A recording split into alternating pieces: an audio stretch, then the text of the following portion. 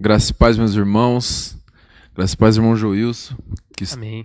que está aqui comigo também neste podcast. Boa noite a você que está na sua casa assistindo. Hoje o assunto vai ser imortalidade da alma. E é um prazer estar aqui com você, meu irmão. Dá uma boa noite aí pro povo. Amém. Graças e paz, irmão Leandro. Graças e paz a todos que nos acompanham. Uma boa noite. Que possa ser um estudo produtivo, um assunto bastante desafiador para nós, né? Porque nós vamos trazer vários conceitos aqui. Mas o que isso nos leve a se aprofundarmos mais na esperança de Cristo, em Cristo, né? E que falar da imortalidade da alma nos tire bastante dúvidas a respeito deste assunto e fortaleça a nossa fé. Amém. Você que está acompanhando a gente aí, o que você acha? Você acha que a alma é imortal? Que ela tem algum fim depois da morte? Fica com a gente que você vai tirar essas dúvidas e outras mais também nesse estudo.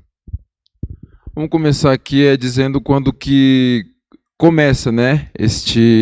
Aonde se inicia e dá-se origem a esse pensamento de imortalidade da alma, que é lá com Platão, né? Um filósofo grego antigo, a qual inicia este tipo de pensamento, a qual depois de tanto tempo vai ser defendido por outras pessoas, mas vamos começar do início. Sim, a ideia da imortalidade da alma, ela já vem antes de Cristo. Então, necessariamente, falar da imortalidade da alma não é uma doutrina distintivamente cristã, mas ela tem origem aí com os pensadores gregos, a começar por Platão, que dizia que a alma possuía vida em si mesmo, ou seja, e ela já tinha uma pré-existência antes de entrar no corpo. É isso que eles defendiam. E com relação a isso também, ele dizia que a alma era indestrutível. Mesmo que o corpo pereça, a alma permanece indestrutível. E nós vamos ver esse conceito ao desenrolar da história. Mas outro fato que chama bastante atenção na ideia e pensamento platônico é o fato dele dizer que se a alma, se nós aqui vivermos de uma forma justa, honrável aqui, a alma sairá do corpo e permanecerá num estado bom. Porém, se nós vivermos de uma forma injusta aqui, com toda a imoralidade, Platão diz que então a alma, ela agora vai voltar para aquilo que é natural, né, para o tempo, e vai possuir ou um corpo humano ou um corpo animal. Vale também lembrar, irmãos, que no conceito e na percepção de Platão, a alma era imortal por essência própria, ela não dependia de Deus para ser imortal, mas antes ela tinha essa essência em si mesma e ela poderia viver num estado separado de Deus, pois para os gregos filósofos era aquela visão de que os deuses criam os seres humanos, mas também não tinha aquela ligação, né? Não tinha aquela comunhão como no cristianismo a gente vê. Então ele cria que por si só a alma tinha a vida em si, porque lá para Platão, psique, que significa alma, também pode ser dito como vida. E ele diz então que a alma tem vida em si e ela não pode se contradizer em morte. Então essa era a visão de Platão também, separado de Deus, não precisava ter um Deus ali para dar imortalidade. Isso mesmo, e como o irmão Leandro já está falando aqui, e é interessante porque mostra que então a alma pode viver separada do corpo, viver num estado bom separado do corpo, então como é que a alma pode viver num estado ruim estando no corpo? Então Platão defendia o fato de que o nosso corpo é um aprisionamento da alma, é um túmulo para a alma. Ou seja, a matéria, o nosso corpo, onde a alma reside na nossa cabeça, ou seja, na mente. E Platão dizia também que para que tivesse essa liberdade, né? Como a gente já sabe, a liberdade desta alma, que é algo que ele via como do mundo das ideias, do mundo que já existe realmente e que é verdadeiro, era necessário então a libertação da alma e do corpo. É isso que ele vai defender lá no livro de Fédon, né? Quando Sócrates está morrendo, que foi o professor, e começa a defender as ideias. Então, o filósofo via a morte como algo que ele sempre refletiu. Então, ele dizia que a reflexão do filósofo era a morte em si. Era como se e Sócrates disse que era o cantar do cisne, né? Quando ele estava próximo à morte, porque os discípulos estavam chorando, mas ele dizia assim: não chorem, porque esse é o cantar do cisne. Só que não é o último cantar mais belo de choro, mas é o que é mais feliz. Então ele entendia que o desprendimento do corpo era a libertação da alma. Então a alma poderia ser bem e viver o belo e bom, né? Que é a ideia do filósofo. Mas nós vemos que essa ideia é mais filosófica, né? Sobre a imortalidade da alma do que do cristianismo em si, não é algo próprio do cristianismo. Antes é mais filosófica. Sim, isso mesmo. É isso que dá para... Você entende nesse pensamento platônico aí, é que o estado bom da alma é fora do corpo. Mas será que é isso mesmo que a Bíblia fala para nós? Será que é isso mesmo que o Novo Testamento nos mostra? Exatamente. Então a gente vê que se inicia ali junto com na idade dos filósofos antigos, com Platão, Isso, e a gente antes de vê Cristo que... até. Sim, antes de Cristo. Então a gente vai ver que ali no século XVIII, com o iluminismo, começa a ser defendido mais a fundo pelo povo da teologia natural, pelo deísmo, né, que estava bem inserido naquele cenário, que o deísmo nada mais é do que um Deus. Eles creem que um Deus criou tudo, Isso. mas só programou o mundo para as coisas que tem que ser feito e deixou a humanidade.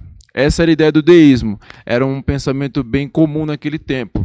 É da onde o deísmo ele tira, e claro, fortemente ali influenciado pelo iluminismo. Então ele consegue enxergar em tudo aquilo que é natural, ele tenta ali tirar de tudo aquilo que é natural a revelação das coisas de Deus. Ele não tira da própria revelação especial que é as escrituras. Então ele tira todos esses pensamentos observando o que é natural, por isso da teologia Sim. natural. Sim. E é interessante que, voltando um pouquinho mais atrás, lá nas cartas de João já fala sobre isso. Até no começo o Evangelho de João defende a questão da encarnação de Jesus veementemente. Por quê? Porque havia esse pensamento de que o corpo é mau, do que a matéria é má, ou seja, trazendo uma degradação à pessoa de Jesus. Era aquela ideia, né, que se realmente Jesus é filho de Deus Espírito, era impossível que ele viesse em carne, se encarnasse, porque carne e espírito são opostos. Espírito é bom e carne é mau. É impossível que tenha uma ligação harmônica. E a gente vê que não é isso. Sim. Que Cristo realmente se encarnou e continuou sendo bom e perfeito nele mesmo. E sendo Deus. Sim. Porque daí eu enfraqueço. Se eu distinguir as duas naturezas de Cristo, eu acabo caindo em heresia. E a própria Bíblia fala que aquele que não confessar Jesus em carne, ou seja, não creu verdadeiramente. Exatamente. Esse foi uma das influências do pensamento platônico, aí já no início do cristianismo, então, no século I, né? Sim. E voltando aqui para o século XVIII, onde foi mais fortemente defendido essa ideia de imortalidade, nós vamos ter a questão de que também alguns reformadores, eles opinaram ali, né? Opinaram sobre a questão, sobre essa doutrina da imortalidade. É verdade. O próprio Calvino, ele se identificava bastante, né, com essa com essa doutrina de imortalidade, mas diferente de Platão, ele entendia que a imortalidade é dado por Deus, né, a alma, não como Platão a parte de Deus, mas dado por Deus, algo que Deus comunica à alma humana, e então dá imortalidade. Isso, não há vida na alma se Deus não conceder. Não há vida em si na alma se Deus não conceder essa vida. Sim. Por isso que, se nós olharmos para a Bíblia, quando falamos de imortalidade, vamos ver que a imortalidade está voltada para aquilo que contém vida. Para aquilo que tem vida em si, não para aquilo que depende de alguém para ter vida. Vamos abrir lá em 1 Timóteo, no capítulo 6, no versículo 16, que expressa bastante essa ideia. Você pode ler, meu irmão? Opa.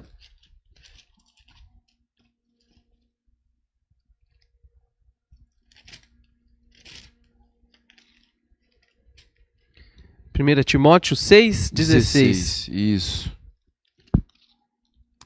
O único que possui imortalidade, que habita em luz inacessível, a quem homem algum jamais viu, nem é capaz de ver. A ele a honra e poder eterno. Amém. Então essa é a ideia, né, que Calvino tinha. Só Deus tem imortalidade em si. Não é como Platão dizia, que a alma tem imortalidade em si, é algo da essência dela. Antes é o que a palavra mostra aqui, Paulo escrevendo sobre Deus tem imortalidade, é algo dele, é o único dele, ele tem a vida. Ninguém então, comunica a vida a Deus, né? Isso, não tem ninguém que pode dar isso a ele, antes ele dá.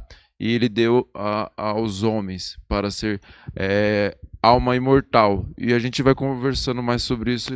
E a gente vai chegar, né, no final, a gente vai entender melhor sobre essa questão de alma imortal, né? O que é imortalidade e o que é somente estar ressurreto para a condenação.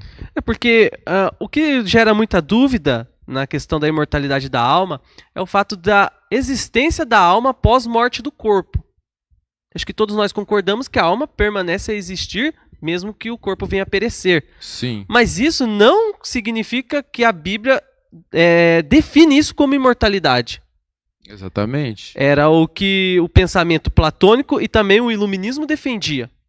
Que a alma, por ter vida, ou por permanecer existindo pós o perecimento do corpo, isso torna ela seria imortal. E que já haveria vida nela antes dela habitar o corpo. Mas só que a Bíblia não diz isso para nós. A Bíblia mostra que imortalidade não é uma questão de existência pós-morte do corpo, mas sim um estado em que o homem em si vai estar pós-ressurreição. Então a Bíblia vê de uma maneira qual só vive na imortalidade quando é algo que pode ser desfrutado com Deus, né? Pela ressurreição do corpo, da incorruptibilidade. É porque a Bíblia não divide o homem dizendo que a alma ela permanecerá plena ou continuará plena ou receberá a plenitude pós o perecimento do corpo, mas ela diz que a alma o homem será incorruptível na ressurreição. O homem só o pode... homem salvo, né? Exatamente. Então a gente entende que pela Bíblia o homem só pode ser realmente estar de forma incorruptível e eterno quando ele passa pela ressurreição de alguém que é salvo. É o que fala, né, lá em Romanos no capítulo 1, 23, e substituíram a glória do Deus incorruptível por imagens semelhantes ao homem corruptível, às aves, aos quadrúpedes e aos répteis. Então, aqui dizendo sobre ao Deus incorruptível. E, então, se ele é incorruptível, é necessário que ele transforme o homem que é corrupto em algo incorruptível para então ser imortal e viver eternamente com ele. Isso, porque a palavra incorruptível, ela também no grego significa imortalidade. Então, imortalidade não é só uma questão que nós falamos aqui sobre existência após morte, mas começa a mostrar alguns atributos que é necessário que tenha. No caso, o próprio Deus tem a incorruptibilidade e o homem só vai desfrutar disso, dessa imperecibilidade, somente na ressurreição. Mas detalhe aqui, como a própria Bíblia ela vai contra o pensamento platônico. Porque Platão entendia que havia um desfruto e um deleite da alma se vivesse de forma honrosa aqui na Terra, o corpo vivesse de forma honrosa. Senão, teria que voltar, né? Como se fosse um avatar, né? Teria Isso que lembra voltando. bastante também essa questão de obra, né? Você tem que ser alguém bom para você ter obras honrosas para que então você possa desfrutar da eternidade. Ou antes você continuará voltando para cá e será preso novamente no corpo. Só que como não se o corpo fosse o tormento, né? É como se fosse o corpo a prisão. Essa era a ideia grega, né? Então é necessário que a gente entenda que o que mais aqui a Bíblia fala não é tanto da imortalidade a parte do corpo, Isso. mas sim do estado a qual esse corpo estará, né? E pela palavra, a alma, ela não pode desfrutar plenamente da imortalidade sem o corpo. Exatamente. E é o que muitas pessoas confundem, Confunde. achando que de qualquer forma a imortalidade é a ideia que dá na imortalidade da alma. Alma imortal, mesmo que não seja em corpo. E não é essa ideia que a Bíblia mostra. Não, se nós pegarmos aqui lá em 1 Coríntios, capítulo 15, os versículos 52 e 53. Diz assim, ó: no momento, no abrir e fechar de olhos, ao ressoar da última trombeta, a trombeta soará, os mortos ressuscitarão incorruptíveis e nós seremos transformados, porque é necessário que este corpo corruptível se revista da incorruptibilidade e que o corpo mortal se revista da imortalidade. Aqui mostra a ressurreição dos salvos. Dos salvos. Então, quando nós falamos da imortalidade, nós estamos falando deste estado para salvos.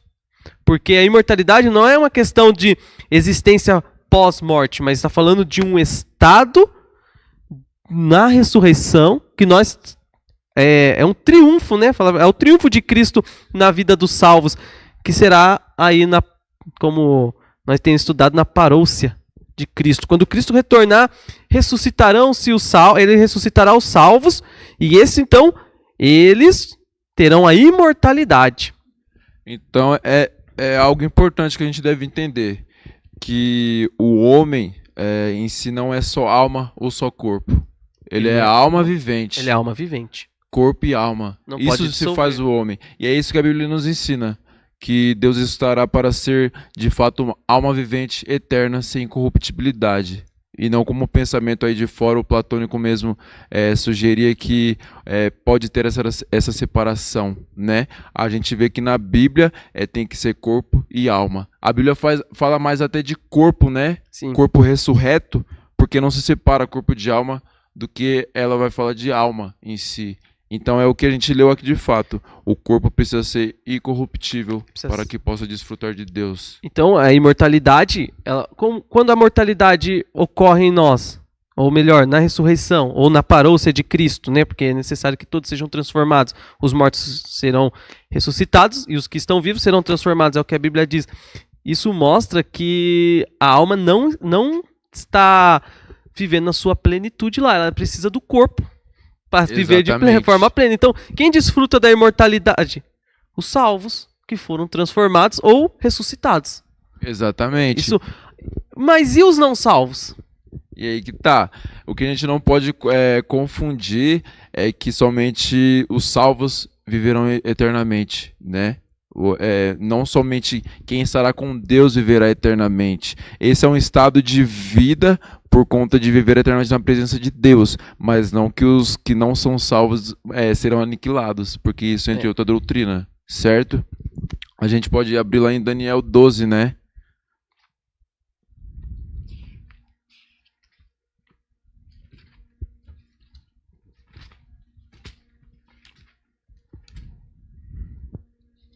Daniel capítulo 12, versículo 2 diz: muitos dos que dormem no pó da terra ressuscitarão, uns para a vida eterna e outros para a vergonha e desprezo eterno. Então todos ressuscitarão. Todos ressuscitarão.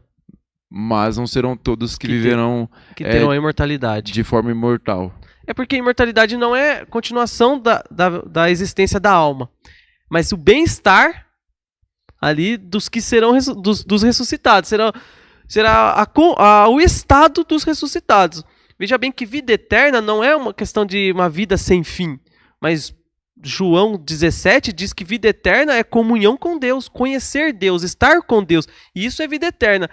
E quem receberá isso? Os salvos. É o que Jesus diz, isso é imortalidade.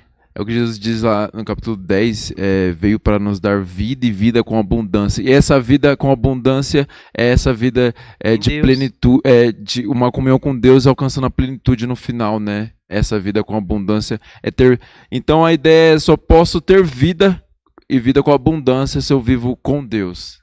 Sim, porque é uma linha muito tênue, porque se eu disser que os não salvos, eles ressuscitarão para a morte, aí nós estamos falando sobre imortalidade, e os não salvos ressuscitarão para a morte. Mas é isso que nós estamos querendo dizer, que imortalidade para os salvos é estar com Deus. E morte, Para os condenados, mesmo não sendo aniquilados.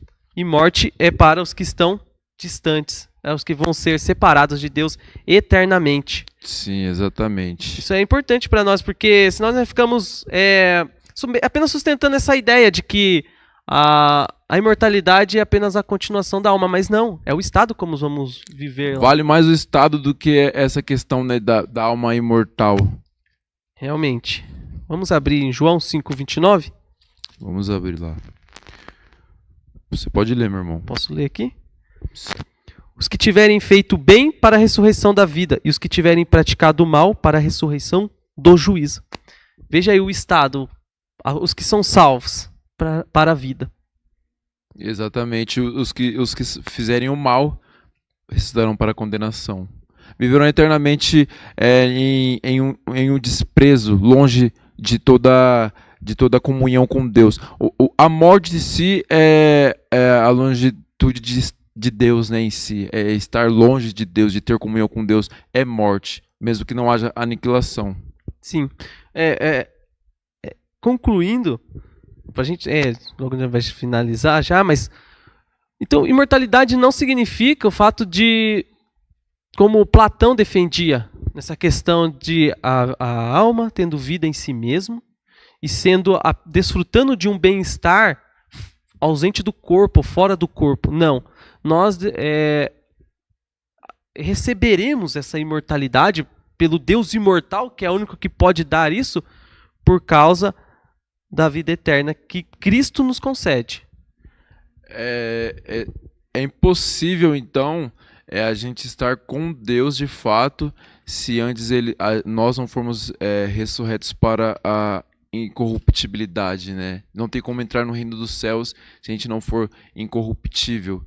Então, quebra essa ideia de que da separação que Platão fazia, de eu posso fazer as coisas boas e então ir para um lugar bom. E a minha alma vai desfrutar somente a minha alma. Não é necessário então que Deus ressuscite e transformando o que é corruptível em corruptibilidade, para que então a gente possa nós desfrutemos. De fato desfrutar de Deus. Desfrutemos de Deus. O estudo de hoje é isso, né, meu irmão? É um estudo curto, porque, Sim. como nós já falamos, não é uma ideia distintivamente cristã. O que traz o que a Bíblia defende sobre imortalidade é o estado que os salvos terão, né, ou na ressurreição na ressurreição da volta de Cristo, ou na transformação dos que estarão vivos. Essa é a imortalidade. Os que não receberem aí a coroa imperecível, né, eles infelizmente terão a morte. Vendo que tudo isso, pegando tudo isso, a gente conclui que todo esse estado depende somente de Deus para fazer que o homem esteja com ele, quebrando todo o argumento platônico que era algo a parte de Deus, e como também as pessoas do iluminismo defendiam, né, Isso mesmo. que Deus criou algo e deixou ali para continuar vivendo sem ele. Nós cremos que é na comunhão com Deus, e Deus tudo faz para então esse bem maior que é desfrutar com Deus seja dado ao homem. E o estudo de hoje é isso, meus irmãos. Que o Senhor continue abençoando a cada um e que o Senhor continue dando vida a cada um por meio da sua palavra e ensinando que a doutrina correta é o que faz a gente viver melhor e agradá-lo mais.